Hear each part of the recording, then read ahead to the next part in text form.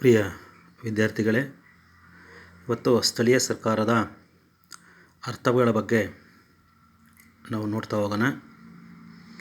ಯಾಕಪ್ಪ ಈ ಸ್ಥಳೀಯ ಸರ್ಕಾರಗಳನ್ನು ಸ್ಥಾಪನೆಯನ್ನು ಮಾಡಿದ್ರು ಅಂತಂದರೆ, ವಿಕೇಂದ್ರೀಕರಣಕ್ಕೆ ಆದ್ಯತೆಯನ್ನು ಕೊಡ್ತಕ್ಕಂಥ ಒಂದು ಉದ್ದೇಶದಿಂದ ಸ್ಥಳೀಯ ಸರ್ಕಾರಗಳನ್ನು ಸ್ಥಾಪಿಸಲಾಯಿತು. ನಿಮಗೆ ವಿಕೇಂದ್ರೀಕರಣ ಮತ್ತು ಕೇಂದ್ರೀಕರಣ ಅಂತ ಗೊತ್ತಿರುತ್ತೆ. ವಿಕೇಂದ್ರೀಕರಣ ಅಂತಂದರೆ ಅಧಿಕಾರವನ್ನು ವಿಭಜನೆಯನ್ನು ಮಾಡಬೇಕು ಅಂತಕ್ಕಂಥ ಒಂದು ಉದ್ದೇಶದಿಂದ. ಅಂದರೆ ಅಧಿಕಾರ ಹಂಚಿಕೆ ಆಗಿರ್ತಕ್ಕಂಥದ್ದು ನಿಮ್ಮೆಲ್ಲರಿಗೂ ಕೂಡ ಗೊತ್ತಿರ್ತಕ್ಕಂಥ ಒಂದು ವಿಚಾರ. ಎಲ್ಲೆಲ್ಲಿ ಅಧಿಕಾರ ಹಂಚಿಕೆ ಆಗಿದೆ ಅಂತಂದರೆ, ಒಂದು ಕೇಂದ್ರ ಸರ್ಕಾರ ಮತ್ತೊಂದು ರಾಜ್ಯ ಸರ್ಕಾರಗಳಲ್ಲಿ ಅಧಿಕಾರ ಹಂಚಿಕೆಯಾಗಿತ್ತು.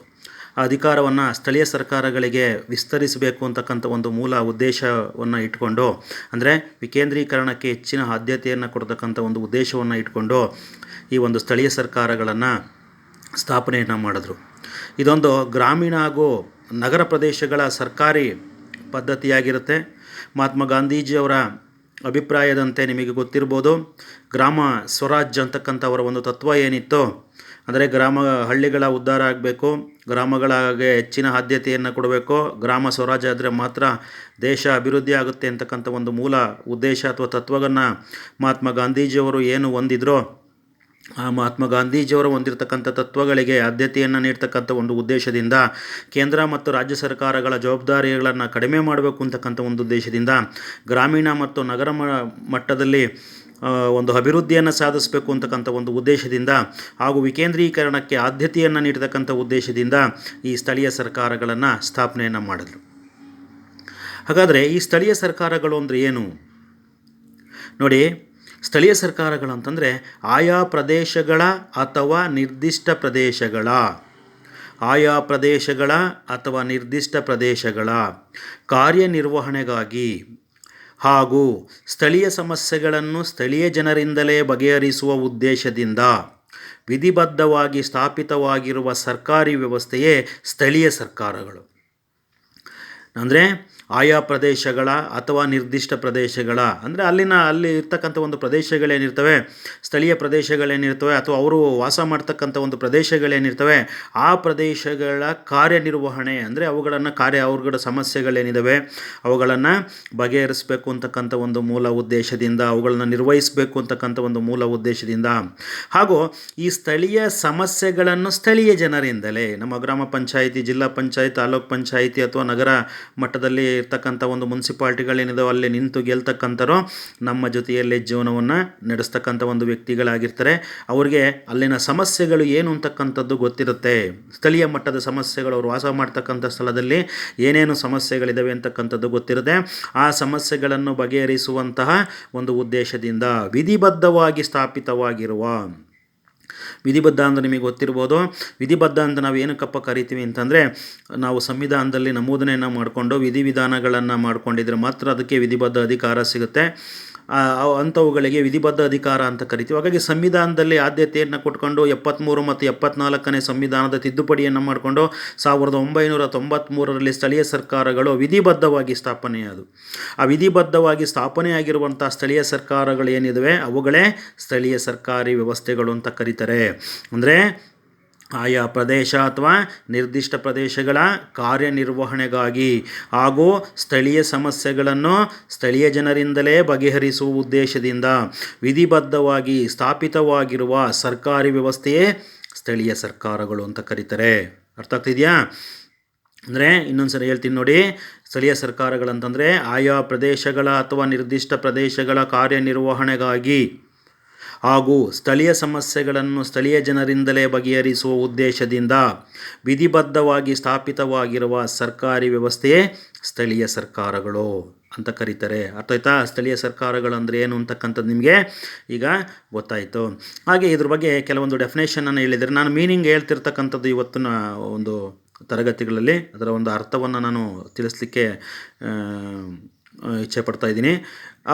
ಅರ್ಥ ಇಲ್ಲಿವರೆಗೂ ಕೂಡ ಅರ್ಥಗಳಾಯಿತು. ಅದಕ್ಕೆ ಸಂಬಂಧಪಟ್ಟಂತೆ ಕೆಲವೊಂದು ಡೆಫಿನೇಷನ್ಗಳನ್ನು ಕೂಡ ಕೆಲವರು ಹೇಳಿದರೆ, ಅದರಲ್ಲಿ ಕೆಲವು ಡೆಫಿನೇಷನ್ಗಳನ್ನು ಮಾತ್ರ ನಿಮಗೆ ಹೇಳಲಿಕ್ಕೆ ಇಚ್ಛೆ ಪಡ್ತೀನಿ.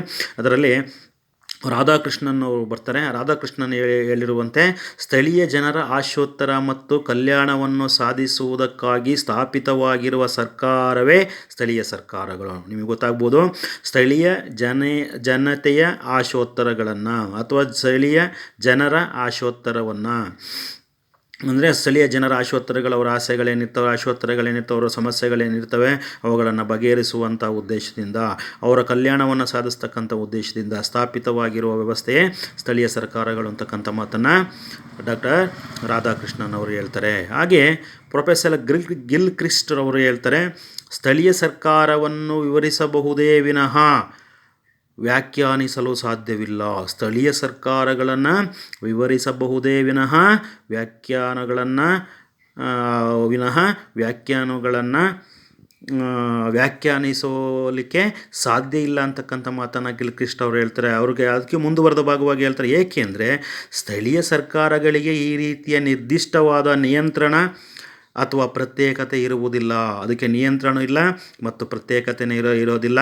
ಆದ್ದರಿಂದ ಸ್ಥಳೀಯ ಸರ್ಕಾರಗಳು ಅಂತಂದರೆ ಅದಕ್ಕೆ ನಿರ್ದಿಷ್ಟವಾದ ವ್ಯಾಖ್ಯಾನಗಳನ್ನು ನಾವು ಕೊಡಲಿಕ್ಕೆ ಸಾಧ್ಯ ಇಲ್ಲ ಅಂತಕ್ಕಂಥ ಒಂದು ಅರ್ಥವನ್ನು ಪ್ರೊಫೆಸರ್ ಗಿಲ್ಕ್ರಿಸ್ಟ್ ಅವರು ಹೇಳ್ತಾರೆ. ಹಾಗೆ ಇನ್ನೊಬ್ಬರು ಸಾಸ್ಲಕ್ರವರ ಪ್ರಕಾರ ಸ್ಥಳೀಯ ಸರ್ಕಾರವು ಒಂದು ರೀತಿಯ ಸರ್ಕಾರವಾಗಿದ್ದು, ಅಂದರೆ ಸ್ಥಳೀಯ ಸರ್ಕಾರಗಳು ಕೂಡ ಒಂದು ರೀತಿಯ ಸರ್ಕಾರಗಳು ಅಂತಕ್ಕಂಥದ್ದು ನಿಮಗೆ ಗೊತ್ತಾಗ್ಬೋದು ವಿದ್ಯಾರ್ಥಿಗಳೇ. ಹಾಗಾಗಿ ಸ್ಥಳೀಯ ಸರ್ಕಾರವು ಒಂದು ರೀತಿಯ ಸರ್ಕಾರವಾಗಿದ್ದು ಶಾಸನಬದ್ಧವಾಗಿ ನಿಗದಿತ ಪ್ರದೇಶಗಳಲ್ಲಿ ಆಡಳಿತಾತ್ಮಕ ನಿರ್ಧಾರ ಕೈಗೊಳ್ಳಬಹುದು ಎಂದಿದ್ದಾರೆ. ಅಂದರೆ ಶಾಸನಬದ್ಧವಾಗಿ ಕೆಲವೊಂದು ಅಧಿಕಾರಗಳನ್ನು ಸ್ಥಳೀಯ ಸರ್ಕಾರಗಳಿಗೆ ಕೊಟ್ಟಿದ್ದಾರೆ. ಹಾಗಾಗಿ ಆ ಸ್ಥಳೀಯ ಸರ್ಕಾರಗಳು ಕಾರ್ಯಗಳನ್ನು ನಿರ್ವಹಿಸಬೇಕಾದ್ರೆ ಅವು ಆಡಳಿತಾತ್ಮಕ ನಿರ್ಧಾರಗಳನ್ನು ತೆಗೆದುಕೊಳ್ಳಲಿಕ್ಕೆ ಒಂದು ಸ್ವಾಯತ್ತತೆಯನ್ನು ಪಡ್ಕೊಂಡಿರ್ತವೆ.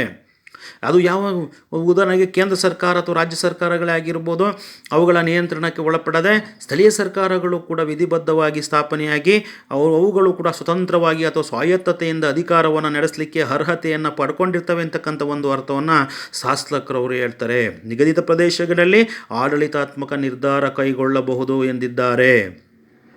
ಅಂದರೆ ಆಡಳಿತಾತ್ಮಕವಾಗಿ ಏನೇನು ನಿರ್ಧಾರಗಳನ್ನು ತೆಗೆದುಕೊಳ್ಬೇಕೋ ಆ ಎಲ್ಲ ನಿರ್ಧಾರಗಳನ್ನು ತೆಗೆದುಕೊಳ್ಳಬಹುದು ಅಂತಕ್ಕಂಥ ಮಾತನ್ನು ಯಾರು ಹೇಳ್ತಾರೆ? ಸಾಸ್ಲಕ್ರವರು ಹೇಳ್ತಾರೆ.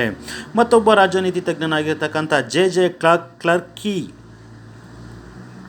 ಅವರ ಪ್ರಕಾರ ಸ್ಥಳೀಯ ಸರ್ಕಾರವೆಂದರೆ ಅವರು ಹೇಳ್ತಾರೆ, ಕೇಂದ್ರ ಸರ್ಕಾರಕ್ಕೆ ಅಧೀನವಾಗಿ ನಿರ್ದಿಷ್ಟ ಪ್ರದೇಶ ಅಥವಾ ಜಿಲ್ಲೆಗಳಲ್ಲಿ ಸ್ಥಳೀಯವಾದ ಅಂಶಗಳನ್ನು ನಿರ್ವಹಣೆ ಮಾಡ್ತಕ್ಕಂಥ ಉದ್ದೇಶದಿಂದ ರಚಿತವಾಗಿರುವ ಸರ್ಕಾರ ಅಂತಕ್ಕಂಥ ಮಾತನ್ನು ಜೆ ಕ್ಲರ್ಕಿರವರು ಹೇಳ್ತಾರೆ. ಇದನ್ನು ತಿಳ್ಕೋಬೇಕು ವಿದ್ಯಾರ್ಥಿಗಳೇ. ನೋಡಿ, ಸ್ಥಳೀಯ ಸರ್ಕಾರವೆಂದರೆ ಕೇಂದ್ರ ಸರ್ಕಾರಕ್ಕೆ ಅಧೀನವಾಗಿ, ನಿಮಗೆ ಗೊತ್ತಿರ್ಬೋದು ಸ್ಥಳೀಯ ಸರ್ಕಾರಗಳು ಕೇಂದ್ರ ಸರ್ಕಾರಕ್ಕೆ ಅಧೀನವಾಗಿ ನಿರ್ದಿಷ್ಟ ಪ್ರದೇಶ ಅಥವಾ ಜಿಲ್ಲೆಗಳಲ್ಲಿ, ಒಂದು ನಿರ್ದಿಷ್ಟವಾಗಿರ್ತಕ್ಕಂಥ ಪ್ರದೇಶ ಆಗಿರ್ಬೋದು ಅಥವಾ ಜಿಲ್ಲೆಗಳಲ್ಲೇ ಆಗಿರ್ಬೋದು, ಸ್ಥಳೀಯವಾದ ಅಂಶಗಳನ್ನು ನಿರ್ವಹಣೆ, ಸ್ಥಳೀಯವಾದ ಅಂಶಗಳು ಅಂತಂದರೆ ಸ್ಥಳೀಯ ಸಮಸ್ಯೆಗಳೇನಿರ್ತವೆ ಅವುಗಳನ್ನು ನಿರ್ವಹಿಸಲಿಕ್ಕೋಸ್ಕರವಾಗಿ ರಚಿತವಾಗಿರುವ ಸರ್ಕಾರವೇ ಸ್ಥಳೀಯ ಸರ್ಕಾರಗಳು ಅಂತಕ್ಕಂಥ ಮಾತನ್ನು ಜೆ ಕ್ಲರ್ಕಿರವರು ಹೇಳ್ತಾರೆ. ಮತ್ತೊಬ್ಬ ರಾಜನೀತಿ ತಜ್ಞನಾಗಿರ್ತಕ್ಕಂಥ ವೆಂಕಟರಂಗಯ್ಯರವರ ಪ್ರಕಾರವಾಗಿ ಕೇಂದ್ರ ಮತ್ತು ರಾಜ್ಯ ಸರ್ಕಾರಗಳಿಗಿಂತ ಭಿನ್ನವಾಗಿದ್ದು, ನಿಜವಾಗಲೂ ಕೂಡ ಇವತ್ತು ಸ್ಥಳೀಯ ಸರ್ಕಾರಗಳು ಎಷ್ಟು ಆದ್ಯತೆಗಳನ್ನು ಪಡ್ಕೊಂಡಿದ್ದಾವೆ, ಎಷ್ಟು ಅಧಿಕಾರವನ್ನು ಪಡ್ಕೊಂಡಿದ್ದಾವೆ ಅಂತಂದರೆ ಕೇಂದ್ರ ಮತ್ತು ರಾಜ್ಯ ಸರ್ಕಾರಗಳಿಗಿಂತಲೂ ಕೂಡ ಭಿನ್ನವಾಗಿ ಕಾರ್ಯವನ್ನು ನಿರ್ವಹಿಸಿಕೊಂಡು ಹೋಗ್ತಾ ಇದ್ದಾವೆ. ಸ್ಥಳೀಯ ಸಮಸ್ಯೆಗಳನ್ನು ಬಗೆಹರಿಸ್ತಕ್ಕಂಥ ಉದ್ದೇಶದಿಂದ ನಮ್ಮ ದೇಶದಲ್ಲಿ ಸ್ಥಳೀಯ ಸರ್ಕಾರಗಳನ್ನು ಸ್ಥಾಪನೆಯನ್ನು ಮಾಡಿಕೊಂಡದಿಂದ ಅವು ಭಿನ್ನವಾಗಿದ್ದಾವೆ. ಒಂದು ಪ್ರದೇಶ ಆಗಿರ್ಬೋದು, ಒಂದು ಹಳ್ಳಿ ಆಗಿರ್ಬೋದು, ಒಂದು ಪಟ್ಟಣ ಆಗಿರ್ಬೋದು, ಒಂದು ನಗರ ಆಗಿರ್ಬೋದು, ಅಥವಾ ರಾಜ್ಯಕ್ಕಿಂತ ಕಿರಿದಾದ ಪ್ರದೇಶಗಳಲ್ಲಿ ಹೆಚ್ಚಿನ ಸ್ವಾಯತ್ತತೆಯನ್ನು ಪಡೆದು ಆಡಳಿತ ನಿರ್ವಹಿಸುವುದೇ ಸ್ಥಳೀಯ ಸರ್ಕಾರ ಅಂತಕ್ಕಂಥ ಹೇಳಿರ್ತಾರೆ.